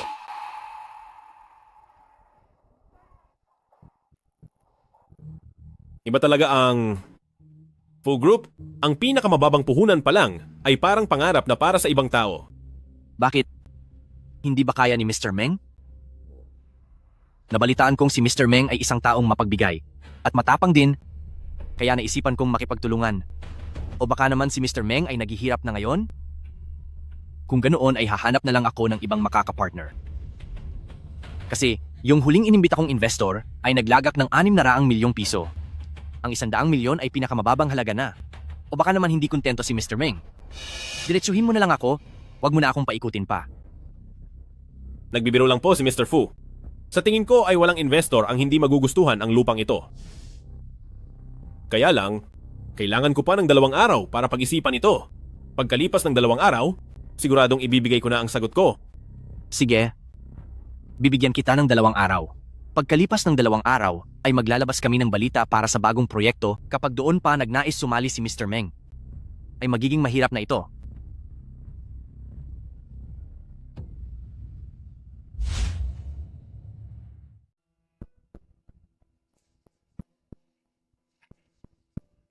Halo?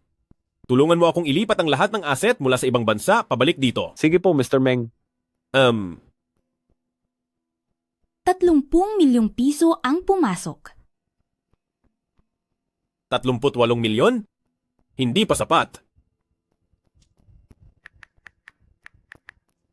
Halo? Sabihan ng accounting na lahat ng pera ng kumpanya ko ay ilipat sa account ko. Mr. Meng, ang pondo ng kumpanya ay hindi na ganoon karami at sa susunod na linggo ay kailangan nating pondohan ng isang proyekto. Sigurado ba kayong ililipat niyo na ngayon? Hay nako, maliit na proyekto lang naman yan. Hayaan na lang yan. Sabi nang ilipat nyo na. Bilisan nyo! Sige po. 30 milyong piso ang pumasok. Kulang pa ng 32 milyon. Ginoong Smith, ito po ang ating lupain na bukas para sa bidding. Sa ngayon, ang kumpanya ay nangangailangan pa ng isang investor. Kapag may pumasok na puhunan, maaari na tayong magsimula agad. Tingnan nyo ang lupang ito ay natatangi sa buong Jing City. Kapag nasimulan na ang development, sinisiguro ng kumpanya namin na siguradong kikita kayo rito. Maganda nga ang lupang ito. Pagbalik ko bukas, pag-uusapan namin ito ng board, bibigyan ko kayo ng sagot bukas. Sige po, Ginoong Smith. Hindi na pwedeng magtagal. Kailangang maunahan natin sila.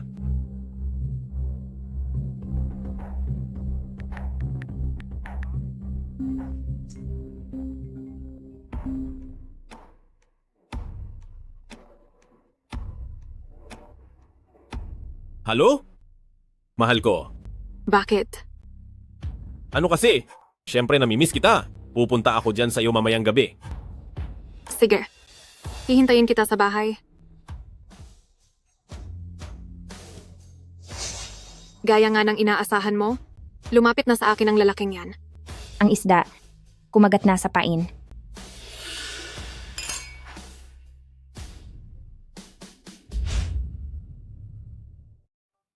Mahal, noong nakaraan binigyan kita ng 5 milyong piso. Magkano pa ang natitira sa'yo? Nai-invest ko na lahat sa proyekto. Bakit? Kailangan mo na ba ng pera? May napupusuan akong proyekto at medyo gipit talaga ako ngayon. Hindi ba't may pera ka pa sa ibang bansa? Kunin mo muna yon para sa emergency. Nailipat ko na ang lahat dito pero hindi pa rin sapat. Ganoon ba? May alam akong paraan, pero medyo delikado to. Gusto mo bang pakinggan? Anong paraan? Ako, may kilala akong isang malaking boss na nagpapautang. Ang pondo niya ay sapat na sapat. Kung nagmamadali ka talaga, ipakikilala kita sa kanya. Sige, ipakilala mo ako sa kanya. Sige.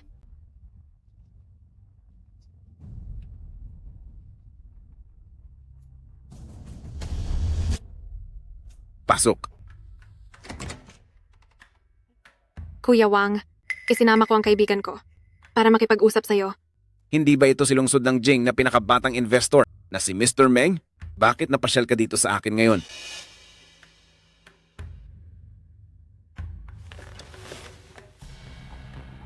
Diretsahan na tayo? Gusto kong mangutang ng 50 milyon? Kaya nyo ba yon? Siyempre naman. Pero dito sa amin, medyo mataas ang interes. Hindi ko lang alam kung kaya itong tanggapin ni Mr. Meng. Sabihin mo kung magkano. Ang interes sa 50 milyon ay 20 milyong piso. Kung tatanggapin mo to, ipapaayos ko agad ang bayad sa iyo. Hump. Sinasabi ko sa iyo, Mr. Wang, parang sinasadya ninyong ayawan ang deal na to sa akin. 20 milyong interes? Gusto nyo ba akong nakawan? Kung sa tingin ni Mr. Meng ay sobra yon, humanap ka na lang sa ibang lugar. Pero sa buong lungsod ng Jing, bukod dito sa akin, siguradong wala ng ibang lugar ang makakapagbigay sa inyo ng ganyang kalaking halaga.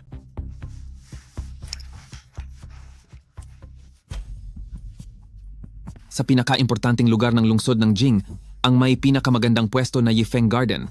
2 araw mula ngayon ay gaganapin sa Huihuang Hotel ang ribbon cutting ceremony para formal na simulan ang proyekto. Ito ang proyektong babago sa kasaysayan ng lungsod ng Jing. Sige, kahit 20 milyon pa yan. Pero may maliit pa palang bagay. Nakalimutan kong sabihin sa inyo. Ang utang dito ay kailangan ng kolateral. Sa tingin ko, ang kumpanya nyo ay pwedeng-pwede na. Huwag kang sumobra. Nako, Mr. Meng, may mga tauhan din akong kailangang pakainin. Sa pagpapautang namin, dapat mayroon ding garantisado. Basta't magbayad ka sa tamang oras, ang kumpanya mo ay sinisiguro kong hindi ko gagalawin. Siguradong mababayaran yan. Hindi mo ba sinabing malaking proyekto yon? Natatakot ka pa bang di makabayad? Sige na nga. Ang bilis mo kausap, Mr. Meng. Pirmahan mo ang kontrata at ipapadala ko agad ang pera sa iyo.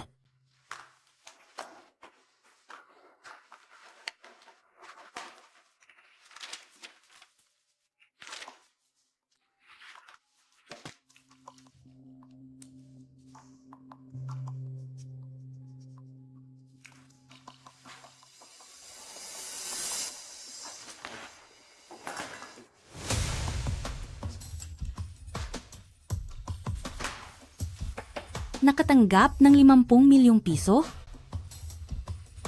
Babalik muna ako sa kumpanya.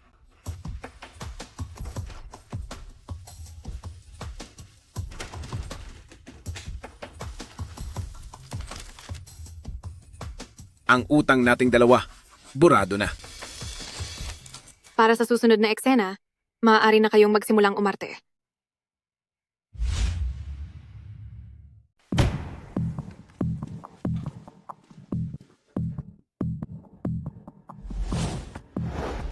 Ang kabit at ang asawa ay nakatira sa magkatabing bahay. Walang hiya talaga ang lalaking to. Dapat lang na magdusa ang lalaking yan.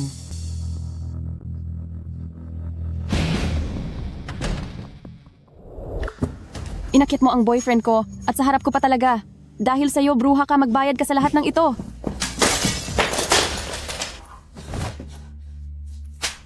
Kaya pala gusto mong alisin ko ang anak ko.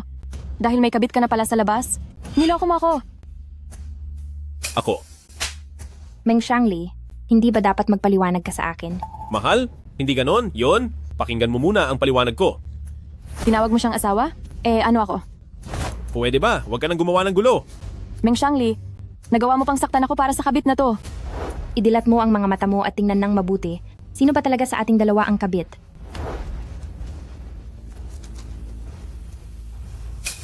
Meng Shangli, niloko mo ako. Meng Shangli, pagsisisihan mo to.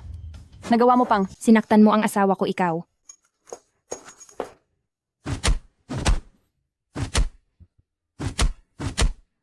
Meng Shangli, tanungin kita. Sino ang pipiliin mo? Siya o ako? Huwag mo nang papiliin. Meng Shangli, maghiwalay na tayo. Mag-divorce na kung mag-divorce. Ikaw na losyang ka. Paano ka naging karapat-dapat sa Kuya Meng namin? Tama, di ba? Pinag-isipan mo na ba to ng mabuti? Wala nang mas lilinaw pa sa ngayon. Dahil hindi naman kita mapipigilan, palalayain na kita. Pero may isa akong kondisyon na aalis kang walang kahit na ano. Sige. Sana lang ay hindi mo ito pagsisihan. Ayon po sa inyong utos, ang mga ari-arian sa loob ay nailipat na lahat, 6 na piso at 80 sentimo na lang ang natira.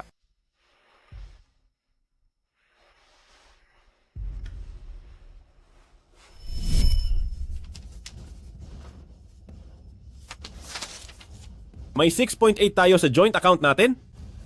Makakakuha ka pa ng 3.4.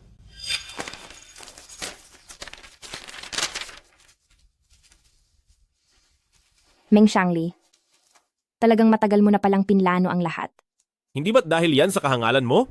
Sino pa ba ang dapat sisihin?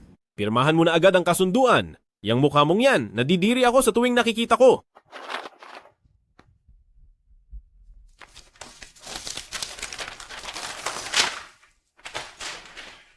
Simula ngayon, wala na tayong kinalaman sa isa't isa.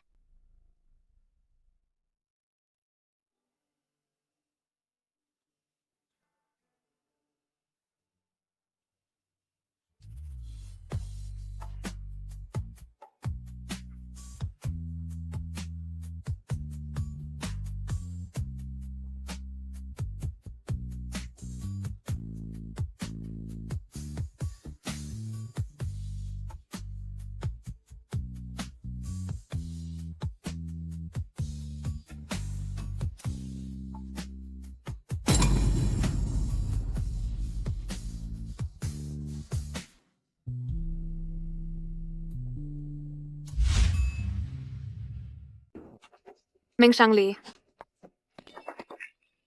tinulungan kita ng husto, pero nakuha mo pang magtaksil ng paulit-ulit at may itinatago ka pa palang ibang babae sa labas. Meng Shangli, sino naman ang babaeng ito? Ako ang kinakasama niya sa labas, pero hindi na ngayon. Mang Shangli, wala ka talagang limitasyon, sukdulan ang pandidiri ko sa'yo. Mula ngayon, maghihiwalay na tayo ng landas. Meng Shangli, akala ko dati ay nag-asawa ka lang. At ayos lang sana kung naghiwalay na kayo. Hindi ko akalain na sa labas ay may kinakasama ka pa palang ibang babae. Kitang-kita ko na ang totoong pagkatao mo. Isa kang ganap na bastos na tao. Huwag mo na akong tatawagan. Hanggang dito na lang tayo. Napakasama niyang tao. Nakakainis na manloloko. Ang mga manloloko ay dapat parusahan. Magbayad ka sa mga ginawa mo, manloloko. Maligayang pagdating sa Fu Group Yifeng Garden ribbon cutting ceremony ng development project. Ngayon naman ay tanggapin natin ang tagapagmana ng pamilya Fu upang ipakilala sa lahat ang impormasyon ng bawat investor ng Yifeng Garden. Simula sa araw na ito, ako na si Meng Xiangli ay hindi na lang isang maliit na investor, kundi isang bigating partner na nakikipagtulungan sa Fu Group. Ang mga taong nang iwan sa akin kapag nalaman nilang partner ko ang Fu Group, siguradong magsisibalikan sila sa akin.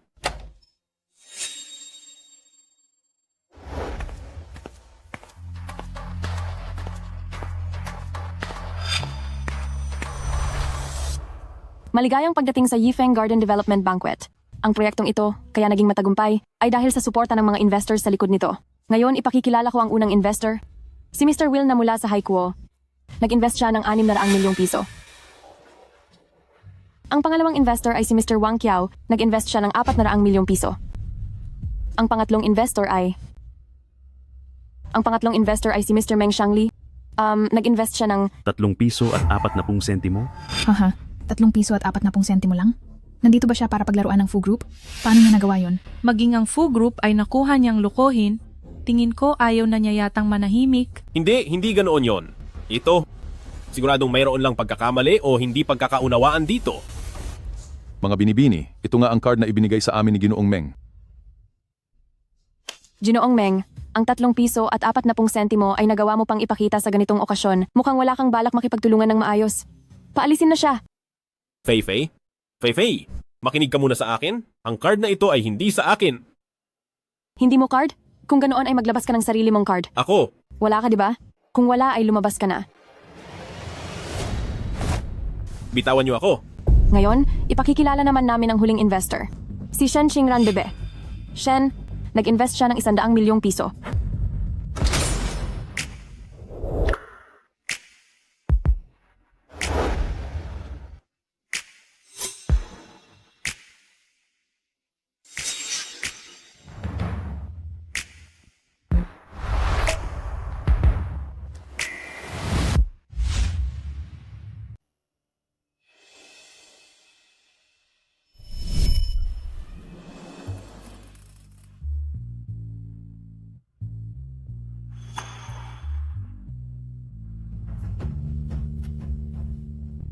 Dapat nang ibalik ang lahat sa tunay na may-ari.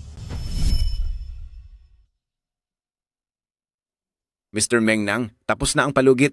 Kailan mo balak magbayad ng utang? Di ba napagkasunduan nating 3 buwan? Ikaw, bakit nagmamadali ka yata ngayon? 3 buwan para sa utang mo, pero ngayon ang bayad sa interes, hindi naman siguro tatakas si Mr. Meng sa obligasyon, di ba? Wala akong pera ngayon. Walang pera? Napakalaki ng kumpanya mo, tapos sasabihin mo sa akin wala kang pera? Mr. Meng Nang, kung ayaw mong bayaran ng utang na to, sa akin na lang mapupunta ang kumpanya mo.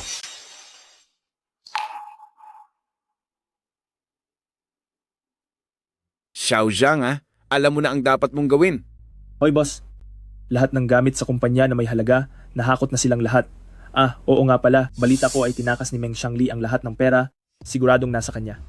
Ang pera ngayon. Gusto mo ba talaga akong lokohin? Ikaw na Meng ang apelyido, bugbugin nyo siya, saktan nyo ng husto.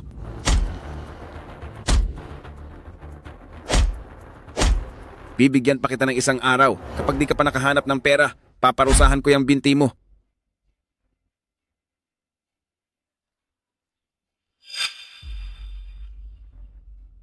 Ay naku, di ba ito ang ating Mr. Meng?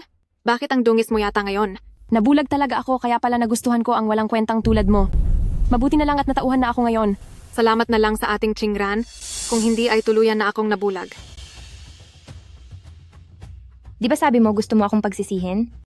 Nagsisisi nga talaga ako. Nagsisisi na, di pa kita hiniwalayan agad. Ikaw pala. Ikaw ang nagplano nito laban sa akin? Kinuha mo ang lahat sa akin. Tignan mo nga naman. Ang kinuha ko ay ang mga bagay na pagmamay-ari ko. Mayroon ba ritong sa iyo? Qingran, huwag mo na siyang masyadong kausapin, mabaho pa ang hininga niya. Magkakasabwat pala kayong 3. Ngayon lang pala nalaman ni Ginoong Meng. Mukhang mas bobo ka pa kaysa sa inaakala ko. Ano, ang mawalan ng lahat, masaya ba ang pakiramdam?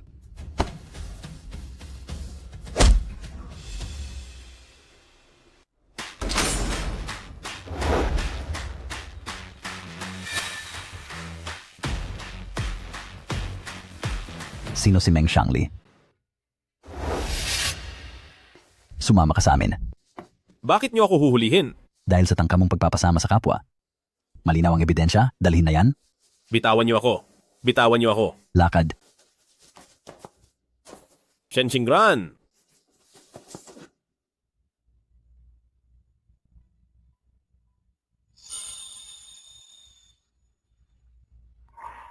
Tay, nakita mo ba?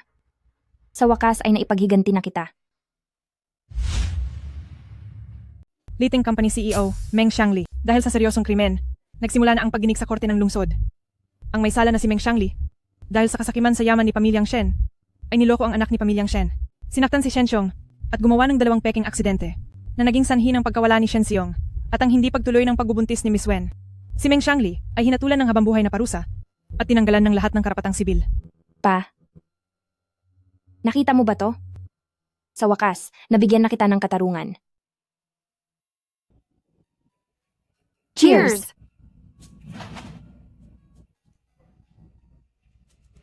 Sa wakas, ang masamang lalaking yon ay naparusahan na rin ng batas. Ang sarap talaga sa pakiramdam. Qingran, ano na ang plano mo ngayon? Uunahin ko muna ang kumpanya ng papa ko. Sige, kung kailangan mo ng tulong, sabihin mo lang sa akin. Tama, huwag kang mahiyang magsabi. Sige.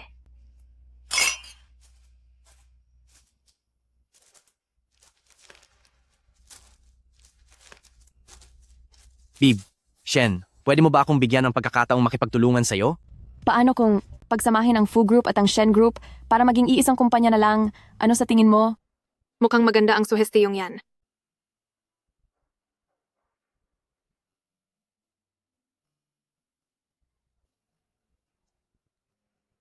Pag-iisipan ko yan. Dapat maging matalino ang mga babae. Ibuhos ang oras sa pagmamahal sa sarili. Sana ang bawat babae ay mabuhay ng may paninindigan at talino, independyente at matatag. Mahalin mo muna ang iyong sarili para hindi ka basta-basta matatalo ng iba.